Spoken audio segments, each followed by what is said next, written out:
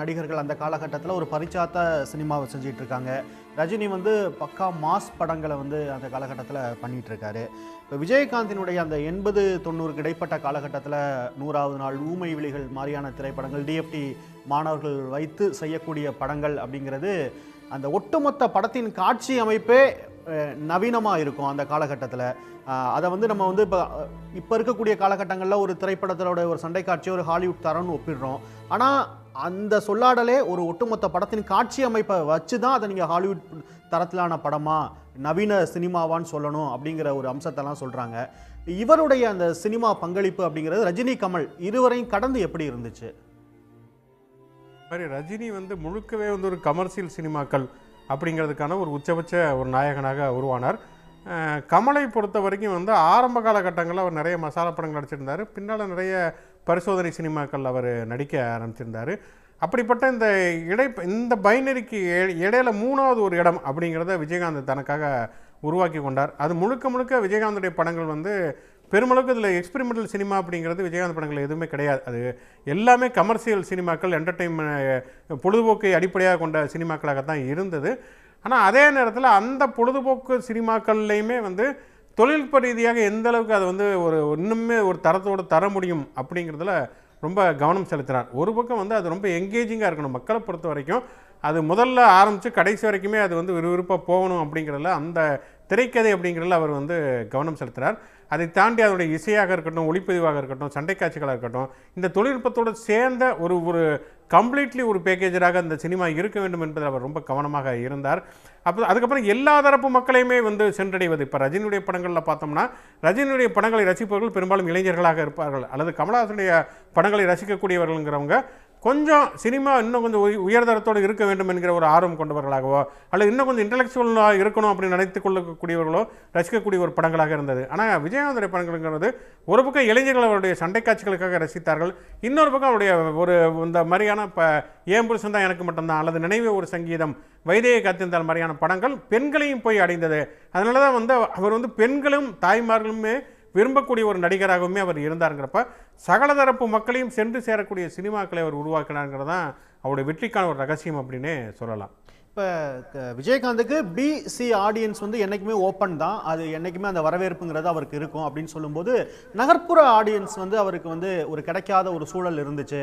இப்போ மற்ற நடிகர்கள் வந்து நகர்ப்புற ஆடியன்ஸை கவர் பண்ண ஃபாரின்லேருந்து வரக்கூடிய ஒரு கேரக்டர் பண்ணுவாங்க, அல்லது இங்கேருந்து ஃபாரின் போவாங்க, அங்கே வந்து கதைக்களம் இருக்கிற மாதிரியான திரைப்படங்கள் நடிச்சிட்டு இருந்தாங்க. ஆனால் விஜயகாந்த் பொறுத்த வரைக்கும் சினிமாவை படிச்சுட்டு வந்தவங்களை வச்சு பண்ண படங்கள்லாம் நகர்ப்புற ஆடியன்ஸை ரசிக்க வச்சது அப்படின்னு ஒரு கருத்து சொல்கிறாங்களா, அதை எப்படி பார்க்குறீங்க? நம்ம நிச்சயமாக சொல்ல முடியும். ஏன்னா வந்து அதை முதலே சொன்ன மாதிரி அந்த தொழில்நுட்பம் அப்படிங்கிறது, ஒரு நல்ல ஒரு கேமரா அப்படிங்கிற ஒளிப்பதிவு, இசை, இது எல்லாமே சேர்ந்து வந்து அது பாமர மக்களை தாண்டி நீங்கள் சொல்லக்கூடிய ஒரு சென்டர் ரசிகர்களையுமே சென்றடைந்ததற்கான ஒரு மிக முக்கியமான காரணமாக இருந்தது. இன்னொன்று வந்து ஒரு பக்கம் இந்த மாதிரியான ஒரு அடித்தட்டு மக்களை சேரக்கூடிய படங்கள் நடிச்சிருந்த அதே காலகட்டத்தில் தான் சத்திரியன், பரதன் மாதிரியான படங்கள் பார்த்தீங்கன்னா அது கொஞ்சம் வந்து ஒரு கிளாஸாகவே இருக்கும், ஒரு சென்டர் ரசிகர்களையுமே சென்றடையக்கூடிய படமாகவே சத்திரியனில் வந்து ரொம்ப சட்டிலாகவே அவர் நடிச்சிருப்பார்.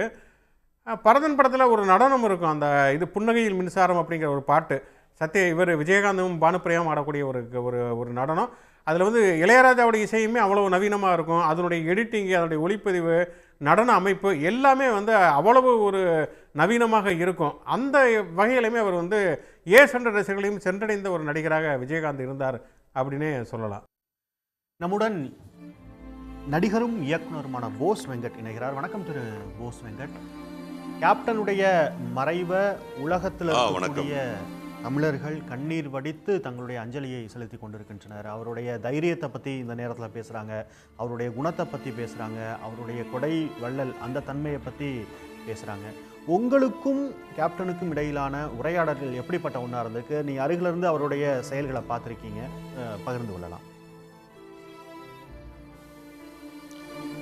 முதல்ல தமிழகத்தில் ஒரு முக்கியமான தலைவர்களுடைய மரணங்கள் நிறைய நடந்திருக்கிறது. அதிலே முக்கியமானதாக அறிஞர் அண்ணா அவர்களுடைய மரணத்திற்கு இருந்த கூட்டத்தை பற்றி கேள்விப்பட்டிருக்கிறோம். அடுத்ததாக புரட்சித் தலைவர் எம்ஜிஆர் அவர்களுடைய மரணத்திற்கு வந்த கூட்டத்தை பற்றி கேள்விப்பட்டிருக்கிறோம். நாம் கண்கூடாக பார்த்தது புரட்சி தலைவி அம்மா அவர்களுடைய மரணத்தில் வந்த கூட்டத்தையும், பிறகு டாக்டர் கலைஞர் அவர்களுடைய மரணத்திற்கு வந்த கூட்டத்தையும் நாம் பார்த்திருக்கிறோம். இவர்கள் எல்லாமே அரியணையிலிருந்து முதல்வராக இருந்து மக்களை சேர்த்தவர்கள் என்று சொன்னால், நடிகராக இருந்து அரசியல்வாதியாக இருந்து முதல்வராக இல்லாமல் மக்கள் மனதில் முதல்வராக வாழ்ந்து மறைந்திருக்கிறார் புரட்சி கலைஞர் கேப்டன் விஜயகாந்த் அவர்கள். அதைத்தான் இந்த சாறை சாறையாக வரக்கூடிய இந்த கூட்டம் நிரூபிக்கிறது. ஆங்காங்கே தெருக்களிலே நின்று தனியாக அழுது கொண்டிருக்கக்கூடிய அவருடைய ரசிக பெருமக்களுடைய அன்பு அதைத்தான் பறைசாற்றுகிறது. புரட்சி கலைஞர் என்று சொன்னாலே முதலில் அவருடைய விருந்தோம்பல், அடுத்தது அவருடைய யதார்த்தம், அடுத்தது அவருடைய தைரியம். இது மூன்றும் கலந்தது தான் கேப்டன். புரட்சி கலைஞர் என்ற ஒரு பட்டத்தை முத்தமிழறிஞர் டாக்டர் கலைஞர் அவர்கள் அவருக்கு வழங்குகிறார். ஆனால் கேப்டன் என்ற பட்டத்தை தமிழக மக்கள் வழங்கினார்கள். கேப்டன் என்று சொன்னால் தமிழகத்தினுடைய ஒரு தைரியமான ஒரு விளையாட்டு வீரராக, அரசியல் விளையாட்டு வீரராக இருந்துதான் மறைந்திருக்கிறார் கேப்டன் அவர்கள். அதுதான் உண்மையும் கூட. அந்த வகையிலே அவரோடு நெருங்கி பழகுவதற்கு நிறைய வாய்ப்புகள் கிடைத்தது. அதிலே குறிப்பாக என்னுடைய திருமணத்திற்காக அழைப்புதல் கொடுப்பதற்காக நான், என் மனைவி மற்றும் என் மாமனார் மாமியார் எல்லோரும் சென்றிருந்தோம். அப்போது அவரால் வர முடியாத சூழ்நிலை. திரு மோகன்லால் அவர்களுடைய ஒரு விழா இருக்கிறது, நான் அங்கே செல்கிறேன், நான் டேட் கொடுத்துட்டேன், என்னால் வர முடியாது அப்படின்னு சொல்லி வாழ்த்துக்களும் பரிசுகளையும் கொடுத்து விட்டு எல்லாம் பேசி முடிச்சுட்டு கிளம்பும்போது என் தோளில் கை வச்சு சொன்னார், அவள் என் மகள், ஒழுங்காக பார்த்துக்க. என்ன அப்படின்னார். அந்த எண்ணெயில் என்ன இருந்துச்சுன்னா, நான் இருக்கிறேன், நீ ஏதாவது அதை மீறி அந்த பொண்ணு மேலே கை வச்சிருவியா அப்படிங்கிற மாதிரியான ஒரு மிரட்டல் தொனியில் தோல் மேலே கை வச்சு சொன்னார். அவள் என் மகள், பார்த்துக்க அப்படின்னு சொல்லி சொன்னார். அதில் அவருடைய அன்பு, அக்கறை, அனுசரணை என்னால் பார்க்க முடிந்தது. அதற்கு பிறகு நான் பலமுறை அவரை சந்தித்திருந்தாலும், என்னுடைய மிகச்சிறந்த சகோதரர்களாக விஜயும் சண்முகபாண்டியனும் இருந்தாலும் கூட, சகாப்தம் என்ற திரைப்படத்திலே நடிப்பதற்கு ஒரு நல்ல வாய்ப்பு கிடைத்தது. அந்த முதல் நாள் என்னால் மறக்கவே முடியாது. ஸ்பாட்டில் இருக்காங்க, ஒர்க்கு போயிட்டுருக்கு, நான் காரை விட்டு இறங்கி வரேன், அண்ணியார் சொல்கிறாங்க அந்த மாதிரி போஸ் வராருன்னு. எந்திரிச்சு வந்தாங்க ஃபார்வர்ட்லாம். நான் அப்புறம் ஓடி போய் காலில் விழுந்தோடனே தட்டி கொடுத்து சொன்னார், நான் உன்னோட பயங்கர ஃபேன் அப்படின்னாரு. மறக்கவே முடியாது. அப்போ சமீபத்தில் வந்த திரைப்படங்களை எல்லாம் குறிப்பிட்டு சொல்லி பேசினார். அதை நினைக்கும் பொழுது மனசுக்கு மிகவும் பாரமாக இருக்கிறது. அன்று ஒரு மதியத்தின் போல் பார்த்தீங்கன்னா, ஒரு தென்னந்தோப்பில் ஒரு 2000-3000 பேருக்கு சோறு போட்டுக்கிட்டு இருக்கிறாரு. நான் கேட்டேன், என்ன அண்ணி இப்படி? அது டெய்லி இப்படி தாப்பா நடக்குது. கேப்டனை பொறுத்த வரைக்கும் அவர் கண்ணு முன்னாடி கொஞ்சம் பேர் சாப்பிட்டுக்கிட்டே இருக்கணும், அதுக்கு தான் அவருக்கு பிடிக்கும் அப்படின்னு சொல்லி சொன்னாங்க. அதாவது கேப்டன் சொல்கிறார், அப்பா நம்ம கை நீள்ற வரைக்கும், நம்மக்கிட்ட இருக்கிற வரைக்கும் சாப்பிட்டுக்கிட்டே இருக்கணும்டா, எவனும் பசின்னு போயிடக்கூடாது அப்படின்னு சொல்ல ஒரு மிகச்சிறந்த மாமனிதர் அவர். அவருடைய இழப்பு என்பது தமிழகத்தை பொறுத்தவரையில் இந்த கூட்டம் நிச்சயமாக இதிலே தமிழகத்தில் இருக்கக்கூடிய அனைத்து கட்சிக்காரர்களும் இருப்பார்கள், தமிழகத்தில் இருக்கக்கூடிய அனைத்து நடிகர்களுடைய ரசிகர்களும் இருப்பார்கள், தமிழகத்திலே அரசியல் சார்பற்றவர்கள் இருப்பார்கள். ஆனால் இந்த கூட்டத்தில் இருப்பவர்கள் உண்மையிலேயே கேப்டன் மேல் வைத்திருக்கக்கூடிய முழுமையான அன்பில் வந்தவர்கள் என்று தான் சொல்ல வேண்டும். அதே மாதிரி பார்த்தீங்கன்னா, இன்றைக்கி முகப்புத்தகங்களிலே கேப்டன் அவர்களுடைய மரணத்திற்கு நம்முடைய திராவிட முன்னேற்ற கழகத்தை சேர்ந்த தோழர்களும் நிறைய கண்ணீரஞ்சலி செலுத்தியிருக்கிறார்கள். மற்ற எல்லா கட்சியினரை சேர்ந்தவர்களும் கேப்டன் அவருடைய புகைப்படங்களை போட்டு கண்ணீரஞ்சலி செலுத்தியிருக்கிறார்கள். இது தமிழக அரசியல் வரலாற்றிலே இது புதிது. ஒரு தலைவருடைய மரணத்திற்கு அது எதிர்க்கட்சிக்காரர்கள் போடுவது என்பது எப்பொழுதுமே கிடையாது. ஆனால் முதல் முறையாக தமிழக அரசியல் வரலாற்றிலேயே எல்லா முகப்புத்தகங்களிலும் அனைத்து கட்சிகளும் கண்ணீர் அஞ்சலி என்று போட்ட ஒரே மாமனிதன் கேப்டன் அவர்கள் மட்டும்தான். அந்த வகையிலே கேப்டன் அவர்களுடைய மரணம், அந்த வகையிலே அவர் ஒரு நல்ல மனிதர் என்கின்ற வகையிலே, நல்ல மனதுடையவர் என்கின்ற வகையிலே தமிழக மக்கள் அனைவருடைய அஞ்சலியும் தற்பொழுது கேப்டன் அவர்களுக்கு கிடைத்து கொண்டிருக்கிறது. நிச்சயமாக கேப்டன் அவர்களுடைய மனம் போலான அவர் எப்படி மக்களோடு மக்களாக இருந்தாரோ, மக்களுக்கு வாரி வாரி வழங்கிய ஒரு வள்ளலாக இருந்தாரோ, அவர்கள் அனைவரும் இப்பொழுது அவருக்கு அஞ்சலி செலுத்திக் கொண்டிருக்கிறார்கள். இந்த நேரத்திலே இப்பேற்பட்ட ஒரு நல்ல உள்ளத்தை இழந்து வாடும் அவர்களுடைய குடும்பத்தாருக்கும், அவருடைய ரசிக பெருமக்களுக்கும், அவருடைய கட்சி தோழர்களுக்கும் என்னுடைய ஆழ்ந்த இரங்கலை தெரிவித்துக் கொள்கிறேன். எல்லாரையும் தன்னுடைய அன்பால ஆளணும் அப்படின்னா அவங்க அனைவரையும் தனக்குள்ள எடுத்துக்கணும், உள்வாங்கிக்கணும், அப்பதான் அந்த ஆட்சி செய்ய முடியும் அப்படின்னு தத்துவார்த்த ரீதியில் ஒரு விஷயத்த சொல்லுவாங்க. விஜயகாந்திற்கு அந்த கலை வந்து எப்படி வந்து கேப்டனுக்கு அது கை வந்தது? அவர் வந்து ஒரு சாதாரண கிராம பின்னணியிலேருந்து வர்றாரு. ஒரு வெள்ளந்தியான மனிதனா, ஒரு கோபம் நிறைந்த மனிதனா, அது நல்லுள்ளம் கொண்ட மனிதனா தான் அவர் நகர்ப்புறத்துக்கு வர்றாரு. இங்க அவர் நிறைய சிக்கல்கள், சங்கடங்கள்லாம் சந்திச்சது போராடி போராடி ஒரு ஒரு கட்டத்துக்கு வர்றாரு. எப்படி அவர் எல்லாரையும் தனக்குள்ள வாங்கிக்கிட்டாரு? அந்த ஏழ்மை தான் வந்த காலங்களில் அவர் இன்னைக்கு வந்து நிறைய பேருக்கு சாப்பாடு போடணும்னு ஆசைப்படுறதுடைய சென்ஸ் வந்து அவர் சாப்பாட்டுக்கு கஷ்டப்பட்டவர், தெரு தெருவாக அலைந்தவர். டி நகரில் சாப்பாட்டுக்கு வழி இல்லாமல் சரியான மரியாதை கிடைக்காமல் நிறைய அவமதிப்புகளை சந்திக்கும் பொழுது அங்கிருந்து புறப்பட்டது தான் இல்லை ஏழ்மை இருக்கக்கூடாது என்பது. இப்போ ஒரு கட்சி ஆரம்பிக்கும் பொழுது நாம் மீண்டும் மீண்டும் என்ன சொல்கிறோம், உங்களுடைய கொள்கை என்ன என்ற கேள்வியிலே தான் நான் வந்து நிற்கிறோம்.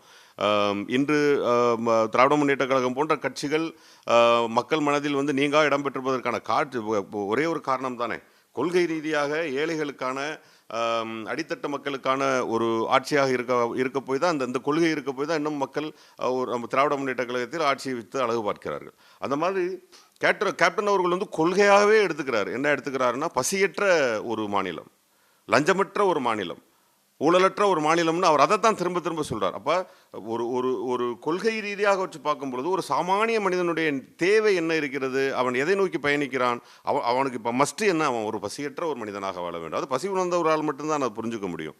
அடுத்ததாக ஊழலற்ற ஆட்சி என்கின்ற ஒரு விஷயத்தை முன்னெடுத்து செல்கிறார். அதனால் உங்களுக்கு தேமுதிக என்ற கட்சி இன்னும் எங்கேயோ போய் வளர்ந்திருக்க வேண்டிய கட்சி. கூட்டணி சரியாக இருந்திருந்தால், அன்று அந்த முடிவு மட்டும் திராவிட முன்னேற்ற கழகத்தோடு இணைந்திருந்தால் அது இப்போ நம்ம பேசுறதுக்கான சமயம் இல்லை என்றாலும் இன்று நிச்சயமாக ஒரு மிகப்பெரிய மாபெரும் கட்சியாக இருந்திருக்கும் அப்படின்னு தான் சொல்லலாம்.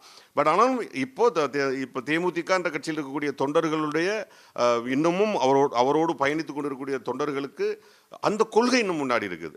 விஜயகாந்த் என்பவர் கேப்டன் தற்போது மறைந்திருந்தாலும் அவருடைய கொள்கை தற்பொழுது அந்த மக்களுடைய மனதிலே வாழ்ந்து கொண்டிருக்கிறது. அதனால் தான் இன்றும் அந்த கட்சி ஒரு திடமான கட்சியாக இருந்து கொண்டிருக்கிறது. அதற்கு காரணம் விஜயகாந்த் என்பவர் தன்னுடைய இளமை காலத்தில் சந்தித்த, பார்த்த, அனுபவித்த சங்கடங்களை கொள்கைகளாக கொண்டு வந்தது தான் இவ்வளவு பெரிய மக்கள் கூட்டத்தை அவரிடத்தை சேர்த்திருக்கிறது. எளிய மனிதர்களுடைய உடனடி தேவை என்ன? பசியா? அதற்கு உணவு. உடனடி தேவை வேறு நிதி உதவியா? அதற்கான தேவை. இதை வந்து கேப்டன் வந்து யோசிச்சாரு. இதன்படியே அவருடைய காலங்கள்லாம் இருந்தது, அவருடைய பயணம் இருந்தது அப்படிங்கிறதையும் நம்ம புரிஞ்சுக்க முடியுது. இப்போ உங்களுக்கு கேப்டனை முதலாக சந்தித்த அந்த நினைவு, அந்த அந்த அனுபவம் இருக்கா? அந்த முதல் சந்திப்புங்கிறது எப்படிப்பட்ட ஒன்று? அதில் எந்த விஷயம் உங்களை ரொம்ப இன்ஸ்பயர் பண்ணது அவர்கிட்ட? நான் கேப்டன் அவர்களை பலமுறை சந்தித்திருக்கிறேன். சந்தித்திருக்கும் பொழுது அவர் பார்க்கும் பொழுதெல்லாம் என்னை பற்றி சொல்வது ஒன்றே ஒன்று தான், உன் குரலுக்கு நான் ஃபேன் அப்படின்னு தான் சொல்லுவார். நான் முதலாக அவர் சந்திக்கிறேன். அப்போ வந்து நாங்கள் வெறும் மெட்டி ஒலி மட்டும்தான் பண்ணியிருக்கிறேன். அந்த நேரத்தில் கேப்டன் அவர்களை சந்திக்கும் போது அந்த அந்த அந்த ஒரு டக்குன்னு அந்த உணர்வை காண்பித்து நான் உன் குரலுக்கு பயங்கர விசிறி அப்படின்னு சொல்லி சொன்னார்.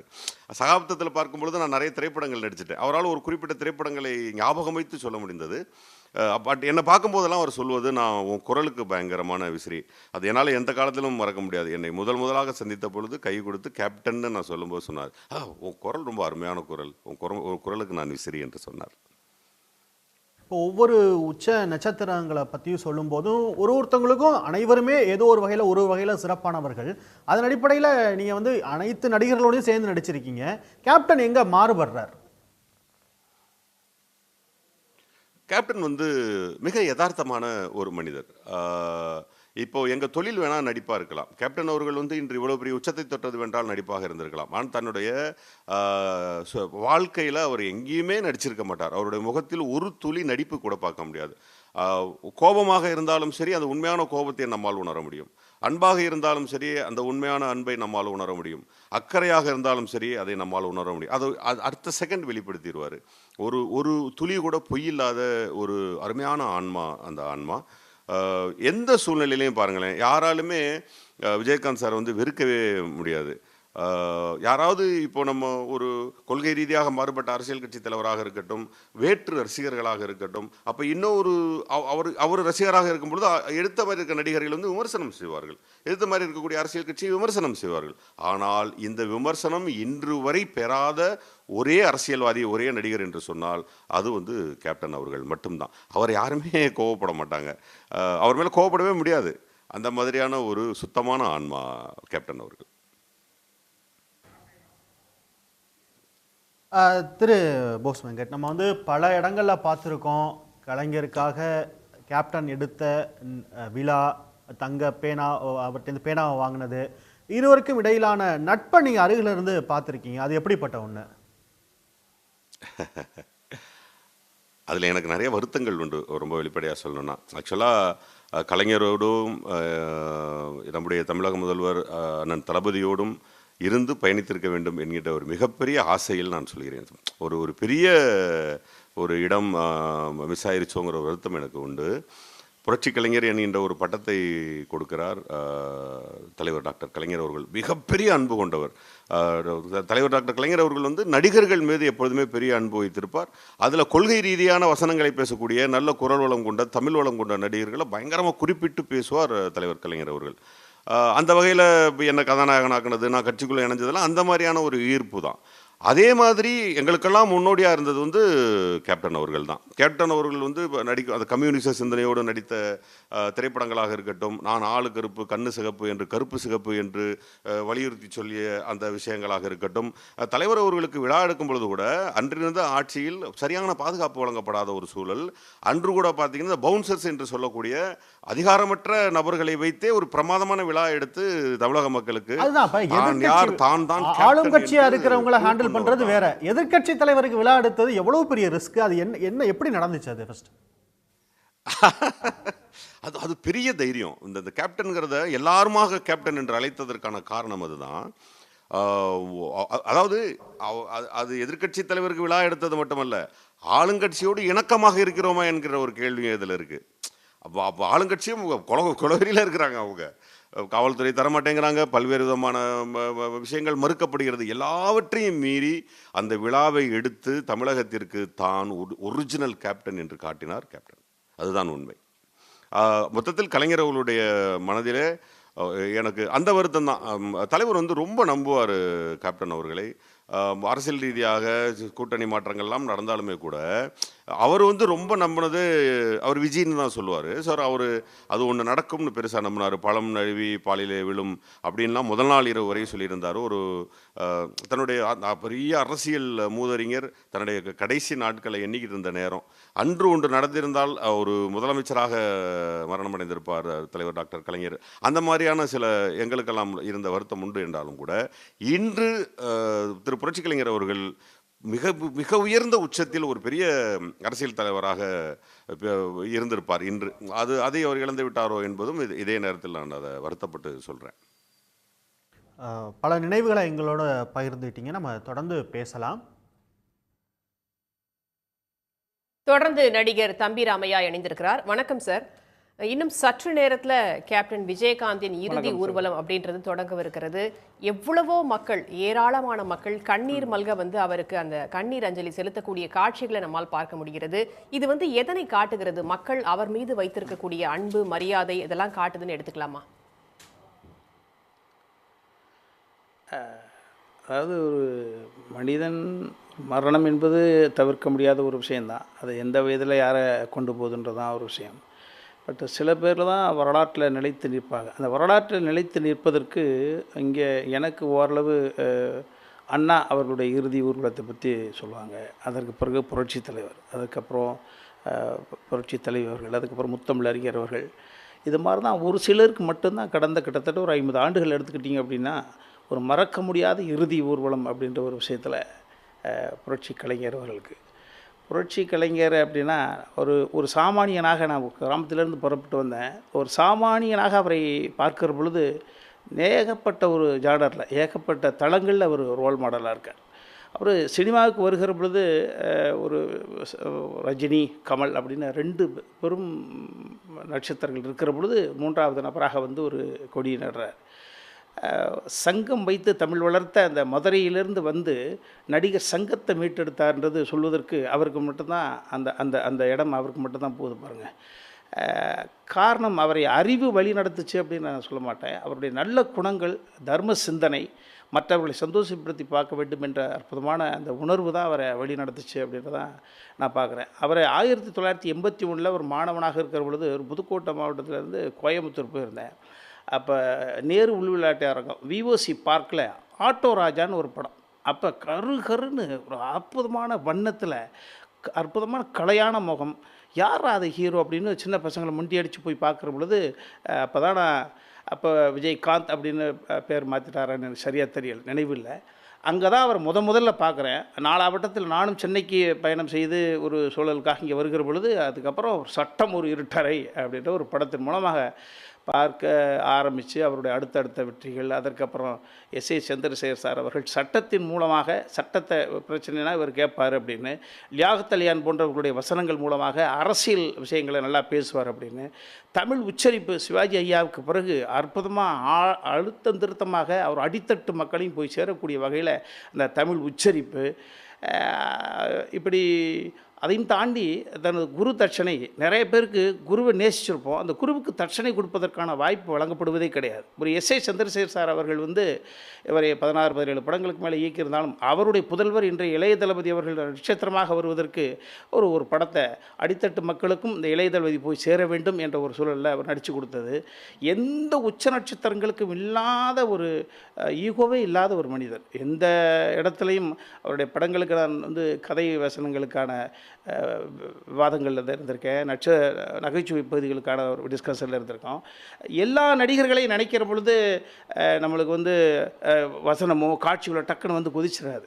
இப்போது ஒரு கவுண்டமணி சார் அப்படின்னா ஒரு வசனங்கள் விழுகும். வைகை புயல் வடிவேல் அவர்கள் நினச்சா வந்துடும். அதே போல் ஒரு மாஸ் ஹீரோஸ் அப்படின்னா எம்ஜிஆர் அவர்களுக்கு நினச்சா எம்ஜிஆர் அவர்களுக்கு நினைக்கிற பொழுது தத்துவங்களும் எல்லாம் விழுகிற போல் கவிஞர்களும் எம்ஜிஆர் முகத்தை நினைச்சு எழுக்கிற பொழுது அந்த கவிதை தானாக கொட்டும். நீண்ட இடைவெளிக்கு பிறகு எம்ஜிஆர் அவர்களுக்கு பிறகு கவிஞர்களுக்கு தேடி போட்ட முகம் இந்த முகம். ஒரு வானத்தை போல மனம் படைத்த மன்னவனே அப்படின்னா எல்லாருக்கும் அதை எழுதிட முடியாது. அப்போ விஜயகாந்த் அவர்கள் அவருக்கு பின்னணியில் இருக்கக்கூடிய பிகைந்த அந்த மனிதனுக்கு பின்னால் இருக்கக்கூடிய எல்லா குணங்களும் ஒரு கவிஞருக்குள் வருகிற பொழுது ஆக தமிழ் கவிதை உலகம் அவரால் வளர்ந்தது, தர்ம உலகம் அவரால் வளர்ந்தது. ஒரு தனி மனிதன் நியாயமாக இருந்தால் நிச்சயமாக அவனுக்கு இந்த உலகம் கொண்டாடும் அப்படின்றதுக்கான ரோல் மாடலுக்கான ஒரு இன்ஸ்பிரேஷன் அவர். பல தளங்களில் இப்படி ஒருவர் வெற்றி பெற முடியுமான்றதெல்லாம் பிரமிக்க வைக்கக்கூடிய ஒரு மனிதன், நாடும் பிரமிக்கக்கூடிய. அதை தாண்டி ஒரு விஷயத்தை சொல்கிறேன். புரட்சித் தலைவர் அவர்களுக்கு பிறகு தொழில்நுட்பம் அறிந்தவர். நிறைய பேர் எழுதி கொடுத்த வசனத்தை பேசிட்டு போயிடுவாங்க, அப்படி கிடையாது. எம்ஜிஆர் எப்படி அந்த இடத்துக்கு வந்தார்னா கவிஞர்களுக்குள் கட்டுப்பாடு வைப்பார். இந்த வரிகள் எனக்கு வேண்டாம் வேண்டும் என்று சொல்லக்கூடிய இடத்தில் இருந்தார். அதே போல் தான் வசனங்கள் எழுதுகிற பொழுது இந்த வசனத்தை நான் பேசுவேன், இதை பேச மாட்டேன் என்று தீர்மானிக்கும் இடத்துல புரட்சி கலைஞர்கள் இருந்தாங்க. அவர் தீர்மானிக்கக்கூடிய சக்தியாக இருந்த அதனால தான் அவர் இந்த இவ்வளோ பெரிய உயரத்தை அவரால் தொட முடிஞ்சது. ஒரு ஃபைட் அப்படின்னா ஒரு இன்றைக்கால தொழில்நுட்பங்கள்லாம் விரிந்து பறந்துருக்கு.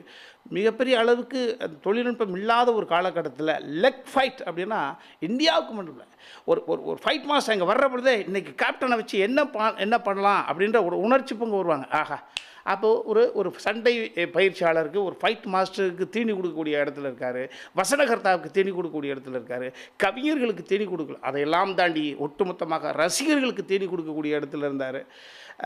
எல்லா விதத்துக்கும் ஒரு ரோல் மாடாக இருந்த அற்புதமான மனிதன் சகோதரி. நிச்சயமா நீங்க சொன்ன மாதிரி எல்லாருக்குமான ஒரு ரோல் மாடலா இருந்தவர் தான் கேப்டன் விஜயகாந்த் அப்படின்னு சொல்லணும். நீங்க பேசும்போது குறிப்பிட்டீங்க கலையான முகம். நான் முதல்ல பார்க்கும்போது யார் ஹீரோன்னு பார்க்கும்போது கலையான முகம் அப்படின்னு சொன்னீங்க. இந்த கலையான முகம் எல்லோர் மனசுலயும் நம்ம வீட்டு பையன் அப்படின்ற ஒரு எண்ணம் ஏற்பட்டதுனால தான் விஜயகாந்த் பெரிய அளவில் கொண்டாடப்பட்டாரா? நிச்சயமா. அதாவது ஒரு காலகட்டத்தில் சிகப்பு மட்டும்தான் நீ ஆண்டு கொண்டிருந்த சூழலில் கருப்பு என்றால் இது பெரிய ஏதோ ஒரு கருப்பு நிறத்தில் பிறந்தவர்களெல்லாம், கருப்பாக பிறக்கப்பட்டவர்களெல்லாம் தாழ்வு மனப்பான்மை கொண்டவர்களாக இருந்ததை அந்த தாழ்வு மனப்பான்மையை உடைச்சி நொறுக்குனதில் மிகப்பெரிய பங்கு விஜயகாந்த் அவர்களுக்கு உண்டு. நான் கிராமத்திலேருந்து வந்தேன். யாருக்காவது விழி பெருசாக இருந்தால் முண்டமொழியன் அப்படிம்பாங்க, அந்த மொழியை போய் கிண்டல் அடிப்பாங்க. இல்லை, விழி பெரிதாக இருந்தால் அழகன் அப்படின்ற ஒரு விஷயத்தை இவர்தான் கடைக்கோடி மக்களுக்கும் கொண்டு சேர்த்தவர். அந்த வகையில் அந்த கருப்பாக திராவிட இனம் இது கருப்பு தான் அதிகமாகிறது. அந்த கருப்பர்களாக பிறந்தவர்களுக்காக மிகப்பெரிய ஒரு தளத்தை கொடுத்ததில் மிகப்பெரிய ஒரு பங்கு. அதெல்லாம் தாண்டி அவருடைய குணங்கள் மேடம், அதாவது தனது திருமணத்துக்கு மக்கள் தலைவர் மூப்பனார் வர்றாங்க, முத்தமிழறிஞர் டாக்டர் கலைஞர் வர்றாங்க, ஒருத்தர் தலைமையாக இருக்கிறாரு, ஒருத்தர் தாலி எடுத்து கொடுக்குறாரு. சரி, அப்புறம் ஒரு காலகட்டத்தில் அரசியல் இயக்கம் காண வேண்டிய ஒரு சூழலுக்கு வர்றாரு. அரசியல் கட்சி ஆரம்பித்துட்டு தான் நேசித்த முத்தமிழறிஞர்கிட்ட போயிட்டு வாழ்த்து பெறுவார். இதெல்லாம் யோசித்து பார்க்குறேன். எப்படி ஒரு பாரம்பரியத்தில் அவர் கதர் வேட்டி கட்டிய காங்கிரஸ் பெரிய இயக்கத்தை சேர்ந்தவர், எம்ஜிஆருடைய ரசிகர், கலைஞரை லவ் பண்ணுறார். ஒரு மனிதன் எல்லா தளத்திலையும் இருந்து எல்லாரையும் வசீகரிக்க முடியுமா? முடியும். அடுத்த கட்டம் வருகிறாரு. இவருக்கு முன்னோடியாக இருந்த ஒரு ரஜினி சாரை, ஒரு கமல் சாரை அன்பால் ஆளுமை செய்து டாமினேட் பண்ணி எல்லாரையும் அழைச்சிட்டு போகிறார். அப்படி இனிமேல் அவ்வளோதாண்டா நடிகர் சங்கம் அப்படின்ற சூழலில் இருந்து அவர் மீட்கிறாரு. கடுமையான போராளி சகோதரி. அவர் அதே மாதிரி எல்லாரும் சொல்கிறது தான். இன்றைக்கும் இந்த இதெல்லாம் ரெக்கார்டு. செவாலியே இந்த உலகத்திற்கு நடிப்பை சொல்லிக் கொடுத்த சிவாஜி ஐயா அவருடைய இறுதி ஊர்வலத்தில் தனி வேங்கையாக உள்ள இறங்கி சீறி பாய்ந்து அந்த இடத்தை அவர் பேலன்ஸ் பண்ணது. அவர் நினைவுகள், அவர் விஷுவல்ஸ் நிறைய அள்ளி கொடுத்துட்டு போயிருக்கார். நிச்சயமாக அடுத்த விஷுவல்ஸ் நிறைய கொடுத்துட்டு போயிருக்காரு. நிறைய அவரை பற்றி நினைக்கிற பொழுது அடுத்த தலைமுறை விஜயகாந்த் அவர்களை பற்றி தோண்ட தோண்ட தோண்ட தோண்ட 11 பேர் கொண்ட ஒரு சகோதர சகோதரிகளோடு பிறந்தவர். 6 ஆண்கள் 5 பெண்கள் கொண்ட குடும்பத்தில் பிறந்து 2வது மகனாக பிறந்து 10வது இளம் பிராயத்திலே தாய் இழந்து 10வது படிக்கிற பொழுது ஒரு படிப்பை வச்சுட்டு ஒரு வியாபாரத்துக்குள்ளே பல தளங்களிலும் பயணம் செய்த காரணத்தினால்தான் இன்றைக்கி நட்புக்கு இலக்கணமாக இருக்கார். நல்ல மனதுக்கு இலக்கணமாக இருந்தார். 8வது வள்ளல் எம்ஜிஆர் என்றால் 9வது வள்ளலாக அவர் இன்றைக்கி பேசப்படுறாரு. அவருடைய ஆன்மா நிச்சயமாக இறைவனுடைய திருவடிகளில் தான் இளைப்பாரும். நிச்சயமாக சொர்க்கத்தின் அடிகள் தான் இருக்கும் அப்படின்றது நம்பிக்கை சகோதரி. நிச்சயமா சார். கலைஞருடனான அந்த அன்பு பற்றி நீங்கள் சொல்லியிருந்தீங்க. கலைஞருக்காக கேப்டன் விழா எடுத்தார், தங்க பேனா கூட பரிசளித்தார். அந்த மாதிரி விஷயங்களையும் நீங்கள் நினைவு கூறலாம் சார். நான் 1992க்கு பிறகு தான் முழுக்க நான் வந்தது. அதை நான் அதில் நான் பங்கு பெறலை. அதற்கப்புறம் பாசத்தலைவனுக்கு பாராட்டு விழான்ற ஒரு நிகழ்வு நடந்த பொழுது அதில் நான் பார்ட்டிசிபேட் பண்ணி பெருங்கிற அண்ணாவாவே நடித்தேன். அது வேறு. அந்த பேனா கொடுத்த நிகழ்வை நான் உங்களைப் போல் ரசிகர்கள் போல் பாமரர்கள் போல் அதை ரசித்தேன். அதை இப்போ அந்த காட்சியிலாம் பாருங்கள். வர்றாங்க கலைஞர் அவர்களுக்கு மாலை போடுகிற பொழுது அந்த ஐயா அவர்கள் துண்டு போட்டிருக்காங்க. ஓரளவு வயதுகத்தை எட்டி விட்டாங்க, கண்ணாடி போட்டிருக்காங்க. அந்த மாலையை போடுகிற பொழுது நல்லா குறிப்பிட்டு பாருங்கள் அந்த விஷுவல்ஸில். அந்த மாலையை கலட்டுறது, அந்த டைமிங், கொஞ்சம் கூட அந்த சென்சிட்டிவிட்டி கொஞ்சம் கூட அந்த மிஸ் ஆகாத வகையில் அந்த கலைஞர் ஐயாவிற்கு பாருங்கள், இந்த மாலை போடக்கூடிய பாருங்கள், அது எடுக்கிற பொழுது பாருங்கள் என்ன லாபகம் பாருங்கள். இதெல்லாம் அப்படி ஒரு சென்சிட்டிவான ஒரு அற்புதமான மனிதன். இதை தான் அவங்கள மாதிரி மற்றவர்கள் மாதிரி ரசிச்சிருக்கேன் அந்த நிகழ்வை பொறுத்தளவு. கலைஞர் அப்படின்னா பேனா கொடுக்கணுன்ற சிந்தனை வந்துச்சு பாருங்கள். தொடர்ந்து சொல்லுங்கள் சார், உங்களுடைய நினைவுகளை சொல்லலாம். அதே போல் எனது மகளுடைய திருமணத்திற்காக அவருக்கு அழைப்பு கொடுக்க பிறந்த பொழுது வெகு நேரம் அப்போ கட்சி ஆரம்பித்துட்டாங்க. ஓரளவு அரசியலை பற்றி நான் பேசுவேன் அப்படின்றத உள்வாங்கி கொண்டு அரசியலை பற்றி நெறிய ஒரு பெரிய பேச்சு பேசினாங்க. அதற்கு பிறகு அவருடைய மகனுடைய படம் தம்பி, எனக்கு தெரிந்த தம்பி தயாரித்தாங்க. மதுரை வீரன் அப்படின்னு ஒரு படம். அந்த மதுரை வீரனுடைய ஒளி வெளியீட்டு விழாவில் ஆடியோ லான்ச்சில் நான் போனேன். அப்போ அவருடைய மனைவியார் இருந்தாங்க, மரியாதைக்குரிய பிரமலதா அவர்களும். அவர் என்னை இழுத்து அவர் பக்கத்தில் வச்சுக்கிட்டு கிட்டத்தட்ட ஒரு 2 மணி நேரம் அவரோடு அமர்ந்திருக்கக்கூடிய அந்த சூழல். அப்பப்போ அதை பெருமையாக நான் அருகில் இருப்பதை அவர் பெருமையாக நினைக்கிறார். அப்படின்ற மாதிரி. அதெல்லாம் எப்படி இவ்வளோ பெரிய தூரம், இவ்வளோ பெரிய உயரத்தை எட்டி பிடித்த ஒரு மனிதன், அரசியல் உலகத்தில் எதிர்க்கட்சி தலைவர் மிகப்பெரிய அந்தஸ்தை வரைக்கும் அடைந்த ஒரு மனிதன் இப்படி எளிமையாக இருக்க முடியுமா அப்படின்னு. யாராவது ஒரு வெற்றி பெற்றவர்கள், படம் படித்தவர்கள், புகழ் படைத்தவர்கள் திமிர் எட்டி பார்க்குதுன்னா விஜயகாந்த் அப்படின்ற ஒரு பெயரை பார்த்துட்டாவோ கேட்டுட்டாவோ அவரோட சர்வ நாடியும் அப்படியே சமத்துவத்துக்கு வந்துடும். அதான் அவர்கிட்டருந்து நான் கற்றுக்கிட்டது. ஒரு ரசிகனாக, பாமரனாக, எம்ஜிஆருக்கு பிறகு காட்டுத்தனமாக, கண்மூடித்தனமாக இவரை நிறைய பேர் நேசிச்சிருப்பாங்க. இவரை அதே மாதிரி தான். ஒரு சினிமாவுக்குள்ளே வருகிற பொழுது தொழில்நுட்பத்தை பற்றி இந்த ஃபைட் அவர் எப்படி பண்ணியிருப்பார் அப்படின்ற பற்றி, அப்புறம் அந்த நடக்கிற பொழுது அந்த ஆடியன்ஸை கனெக்ட் பண்ணுறதுக்கான அந்த நடை, நல்லா நம்ம சிவாஜியை பற்றி சொல்லிகிட்டு இருப்போம், சொல்லுவோம் ரைட்டு. அந்த ஆடியன்ஸை கனெக்ட் பண்ணுறது, அது பாமரர்களை கனெக்ட் பண்ணுறது, அந்த விஷயங்கள். அப்புறம் அதெல்லாம் தாண்டி தான் படிக்கவில்லை, பெரிய அளவுக்கு படிக்கவில்லை என்ற ஒரு இன்ஃபீரியாரிட்டி காம்ப்ளெக்ஸ், ஒரு தாழ்வு மனப்பான்மை எப்பொழுதுமே அவருக்கு இருந்தது. அந்த தாழ்வு மனப்பான்மையுடைய அடையாளமாகத்தான் அவருக்கு நல்ல வாய்ப்பு வந்த பொழுது 50க்கும் மேற்பட்ட டிஎஃப்டி ஒரு டெக்னிக்கல் படித்த தொழில்நுட்ப கற்று வந்த அடுத்த தலைமுறையினரை வந்து இண்டஸ்ட்ரிக்கு அறிமுகப்படுத்தினார். அதில் இன்றைக்கி பெப்சி ஃபெடரேஷனுடைய தலைவராக இருக்கக்கூடிய ஆர்கே செல்வமணி அவர்கள் வந்து அந்த வகையில் இன்னொரு விஷயத்தில் பார்த்தீங்கன்னா தமிழ் சார்ந்த விஷயங்கள், தமிழுக்காகவும் தமிழருக்காகவும் தனது வாழ்க்கையை அர்ப்பணிப்பவர்களை நேசித்த ஒரு விஷயம்.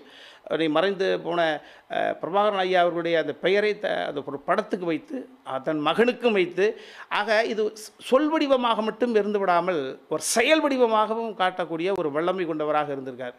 அது நீங்கள் எந்த தளத்தில் பார்த்தாலும் ஒரு மனிதன் பிறந்து வளர்ந்து வாழ்ந்து கிளம்புற பொழுது எல்லாருக்கும் நல்லவராக இருக்க முடியுமானா அது சத்தியமாக முடியாது, கடவுளே முடியாது. கடவுளையும் இன்றைக்கி 2% திட்டிக்கிட்டு தான் இருப்பாங்க. ஆனால் இவரை மட்டும்தான் ஒரு நம்ம பத்திரிகை ஊடகத்துறையை பார்த்தீங்க அப்படி கோபப்படுவார், கோபப்படுத்தினா கூட அவருக்கு மேலே கோபமே வராது,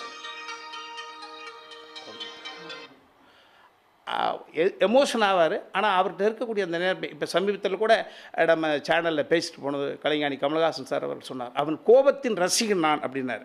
உண்மை, அவரோட கோபத்தினுடைய ரசிகன் அப்படி. அவர் கோபப்படுகிறதுல கூட ஒரு கட்சிக்காரர்களே ஒரு தந்தை ஸ்தானத்திலிருந்து ஒரு தாய் ஸ்தானத்திலிருந்து ஒரு கட்சிக்காரர் தவறு செய்தால் மேடையிலே அடிப்பது, இதெல்லாம் எங்கேயுமே வாய்ப்பில்லை. வேறு யார் செய்தாலும் அது மிகப்பெரிய ஒரு விஷயமாக சொல்லப்பட்டிருக்கும். அவர் செய்கிற பொழுது அப்போ இந்த உலகமும் சரி, இந்த தமிழ் சான்றோர்களும் சரி, இளைய சமுதாயம் சரி, விஜயகாந்த் கேப்டன் அவர் அப்படி தாண்டா அப்படின்றத ஒரு கேரக்டரை ஃபிக்ஸ் பண்ணிட்டு போயிட்டார் மேடம். ஒரு நடிக்க தெரியல, இல்லை நம்மளை இத்தனை கேமராக்கள் இருக்குது, நான் இப்படித்தான் பேசணும், இப்படி செய்துட்டா என்னுடைய இமேஜ் டேமேஜ், அதை பற்றியெல்லாம் கவலை கிடையாது, நானாக இருக்கிறேன்ற ஒரு மிகப்பெரிய ஒரு எல்லாருக்கும் வரவே வராது. ஒரு மேடைக்கு அப்படின்னு ஒரு விஷயத்தை செயல்படுத்துவாங்க. இவர் மேடைக்கு இல்லை, மேடையும் சரி சினிமாவும் சரி, இது ஒரு மிகப்பெரிய அளப்பரிய ஒரு மனிதர். அதாவது ஒரு மனிதர் வந்து வாழ்க்கையில அவங்களுடைய அனுபவங்களுடைய அடிப்படையில் தான் அவங்களுடைய செயல் இருக்கும் அப்படின்னு சொல்லுவாங்க. விஜயகாந்த் அவர்களுடைய அனுபவத்தின் காரணமாக தான் வந்து புதியவர்கள் வந்து முன்னுக்கு வரணும், அவங்க மேலே வரணும் அப்படின்ற ஒரு எண்ணம் வந்து வச்சிருந்தாங்க அப்படின்னு கூட சொல்லலாம். ஏன்னா வந்து அவர் வந்து நிறைய புதுமுக இயக்குநர்களை வந்து அறிமுகப்படுத்தினார் அப்படின்ற ஒரு விஷயமும் வந்து சொல்லப்படுது. அதை பற்றி உங்களுடைய கருத்துக்களை சொல்லலாம் சார். ஒரு ஆபாவானன் செந்துருப்பூவே என்ற ஒரு விஷயம், நான் அவரை இருந்து பார்க்கிற பொழுது நடிப்பிலையும் முக அமைப்பிலையும் அந்த ஹேர் ஸ்டைலை மாற்றி எங்கே வந்தாங்க அப்படின்னா, நிச்சயமாக நான் சொல்வேன், அது பூந்தோட்ட காவல்காரனில் தான் 100% எல்லாருமே அவர் வந்து பெர்ஃபார்மர்ப்பா அவர், ரஜினி சார்னா இப்படித்தான்றதுக்குள்ள ஒரு புவனா ஒரு கேள்விக்கறி முள்ளுமலர் வர்கள் பெர்ஃபார்மரியா ரஜினி சார் அப்படின்னு சொல்ல வைத்ததை போல் அந்த பூந்தோட்ட காவல்காரில் கிட்டத்தட்ட 35-36 வயது இருக்கும். அப்போ தான் 35 வயசு இருக்குது கிட்டத்தட்ட அவருடைய வயது. அந்த 35 வயதில் அந்த ஜஸ்ட் கிரே போட்டுட்டு ஒரு அற்புதமான நடனமும் ஆடி அந்த வேர்ல்டு கட்டப்பில் நடிச்சிருப்பாங்க ஐயா. அது வந்து தான் இவர் பெர்ஃபார்மர்ப்பா, இவருடைய நடிப்புக்கான தீனியை அப்புறம் தான் அவர் கதை சார்ந்து பெர்ஃபார்மன்ஸ் செட்டப்புகள் சார்ந்து யோசிக்க ஆரம்பித்தாங்க. அதை முதல்ல ஒரு பிள்ளையார் சொல்லி போட்டு இவருக்குள்ளே இந்த ஒரு விஷயத்தை வெளியில் கொண்டு வரணும்னு ஆசைப்பட்டு கொண்டு வந்தாங்க ஆர் சுந்தரராஜன் சார். ஒரு அம்மன் கோயில் கிழக்காலே வைத்தியை காத்திருந்தால், இந்த 2 படங்களும் அவரை வேறு ஒரு தளத்துக்கு கொண்டு போச்சு. அப்புறம் இசைஞானி ஐயா வந்து எல்லாருக்கும் பாடல் போட்டிருப்பாங்க. இவருடைய பாடல்கள் பாருங்கள், இன்றைக்கே நமது சன் நியூஸில் அந்த பின்புலத்தில் அந்த பாடல்கள் ஒலிக்கிற பொழுது நம்மளால் தாங்க முடியலை. அது அற்புதமாக வெகுஜன மக்களுக்கு இந்த சன் நியூஸ் வந்து விஜயகாந்த் அவர்களை பற்றின நினைவுகளை வந்து அப்படியே கொண்டு போய் சேர்க்குது. அப்படியே எந்த எதிர்பார்ப்பும் இல்லாமல் இந்த சன் நியூஸு இந்த ஊடகங்கள்லாம் வந்து மக்கள் அடுத்த தட்டு யார்ப்பா அவர் இவ்வளவு அப்படின்ற ஒரு விஷயத்தை கொண்டு போய் கடத்திக்கிட்டு இருக்கிறீங்க. இப்போ தான் தெரியுது இவ்வளவு பாடல்கள் எப்படி பிறந்தது, இவர் இந்த முகத்தை இவருடைய குணத்தை நினைக்கிற பொழுது இந்த கவிஞர்கள் இப்படி அள்ளி கொடுத்துருக்காங்க. அது கண்ணுப்பட போகுதையா சின்ன கவுண்டரே, எவ்வளோ பெரிய விஷயம். அதையெல்லாம் தாண்டி இவர்கிட்ட இன்னொரு நாகரிகம், இவரால் அரசியல் தளத்திலும் சினிமா தளத்திலும் நிறைய வளர்ந்தவர்கள் அவர் மீது கல்லறிஞ்சிருக்காங்க, சொல்லறிஞ்சிருக்காங்க. அதுக்கு ரியாக்டே பண்ண மாட்டாங்க. எத்தனை பெரிய தலைவர்கள் கூட நீ இப்படி தான் இருந்தா, கடந்த வாழ்க்கை எனக்கு தெரியாதா அப்படின்னு தன்னை நோக்கி யாராவது ஆயுதங்களை ஈதுகிற பொழுது அவர்கள் பழி தீர்ப்பதற்காக இவர்களும் இவர் சரிக்கு சரி பேசுனது கிடையாது. தனது தகுதியை எந்த இடத்திலும் காப்பாற்றி கொண்ட ஒரு அற்புதமான ஒரு மனிதர். காரணம் அந்த தன்னம்பிக்கை. சரி போகிறான் போ, போயிட்டு போகிறான் போ, சாரி போகிறார் போ, போயிட்டு போகிறார் போ அப்படின்னு. ஆனால் உதவி செய்கிற பொழுது எதை எதிர்பார்த்து செய்வதில்லை. ஆமாம், அந்த ரமணா படம்லாம் அதுக்காக தான் அவர் தேடி வந்தது. ரமணா படம்லாம் பார்க்குற பொழுது சகோதரர் முருகதாஸுக்கு இவ்வளோ பெரிய படைப்பை யார் கொடுப்பாங்க? அப்போ விஜயகாந்துக்கு அவர்கள்ட்ட போகிற பொழுதே திறன் இல்லா கூட அவர் முகத்தை தேடுகிற பொழுது திறன் உள்ளுக்குள்ளே வந்துடுது. அது மாதிரி தான் என்ன சொன்ன, நான் என்னோட தனிப்பட்ட முறையில் ஒரு அவர் உடலால் இறந்து 5 வருடங்களுக்கு மேலாகிவிட்டது. அவர் உடலால் இறந்து 5 வருடங்களுக்கு மேலாகிவிட்டது. சிந்தனையால் இறந்து சில மாதங்கள் ஆகிவிட்டது. என்னை பொறுத்தளவை நான் ஆன்மீகம், ஆமாம், இறைவன் அவருடைய அது சமீபத்தில் அந்த கட்சியினுடைய செயற்குழு பொதுக்குழு கூட்டுக்கிற பொழுது அவரை பார்க்குற சக்தி யாருக்குமே இல்லை. இறைவா, இந்த நல்ல சிந்தனையோடு தர்ம சிந்தனையோடு 9வது விழலாக உலா வந்த அற்புதமான அந்த மனிதனுடைய ஆவியை அப்படியே அமைதிப்படுத்தி கொண்டு போயிருப்பா அப்படின்ற ஒரு சிந்தனை தான் இருந்தது. இந்த செய்தி கேட்டவுடன் எல்லோரும் ஷாக்காக இருப்பாங்க. நான் ஆழ்மனதிலேன்னு சொல்ல ஷாக்காகலை, எப்பான்னு ரொம்ப அமைதி அடைந்தேன். இந்த ஒரு ஆத்மா அமைதி அடைந்து விட்டது, நல்லதை மட்டுமே சிந்தித்தது, நல்லதையே செய்தது. அந்த ஆத்மா நிச்சயமாக சொர்க்கத்துக்கு தான் போகும். அந்த வகையில் நீ இந்த நேரத்தில் இப்போ இந்த சூழ்நிலையாக அதை அழைச்சிட்டு போயிட்டியப்பான்னு இறைவனுக்கு நான் நன்றி சொல்கிறேன்.